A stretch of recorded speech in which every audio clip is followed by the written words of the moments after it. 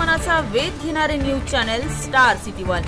राज्यातील आणि देशातील राजकीय घडामोडी पाहण्यासाठी आणि इतरही बातम्या पाहण्यासाठी सबस्क्राइब करा star city one. DCP crime Sandeep Jikil, DCP zone 1 Milind Mohite, DCP Rajkumar Shinde, DCP Hemant Jadhav, DCP Sambhaji Kadam, DCP zone 3 Smartnathji Patil, DCP zone 2 Nandini Aude, आमच्या राज्य महिला आयोगाच्या सेक्रेटरी, ससूनचे डीन येल्लप्पा जाधव, त्याचबरोबर एक्साइज ऑफिसर श्री पाटील आणि आरोग्य विभागाचे उपसंचालक डॉक्टर राधाकिशन पवार यांच्या उपस्थितीमध्ये आज आढावा बैठक या ठिकाणी पार पडली। या आढावा बैठकीला उपस्थित राहण्यापूर्वी मी स्वतः बीते कुटुंबियांची घरी जाऊन भेट घेतली आणि त्यांनी ज्या काही गोष्टी सांगितल्या त्या मला आवर्जून या पत्रकार परिषदेमध्ये सांगावेत असं वाटतं। यामध्ये ज्यावेळेस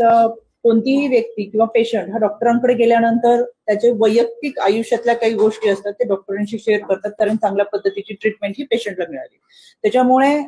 या पेशंटची ट्रीटमेंट जेव्हा डॉक्टर गैसास यांच्याकडे चालू होती त्यावेळेस सुरुवातीला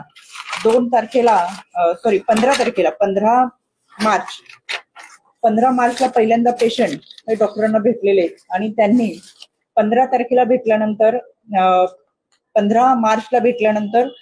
त्या अगोदरची जी ट्रीटमेंट चालू होती किंवा कशा पद्धतीने ट्रीटमेंट घेतली आणि पेशंटची सर्व मेडिकल हिस्ट्री डॉक्टरांना सांगितलेली होती, तसं डॉक्टरांनी याच्यामध्ये सुद्धा नमूद केलेलं होतं। आणि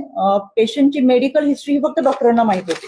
पण ही घटना घडल्यानंतर दीनानाथ मंगेशकर हॉस्पिटलनी स्वतःची जी समिती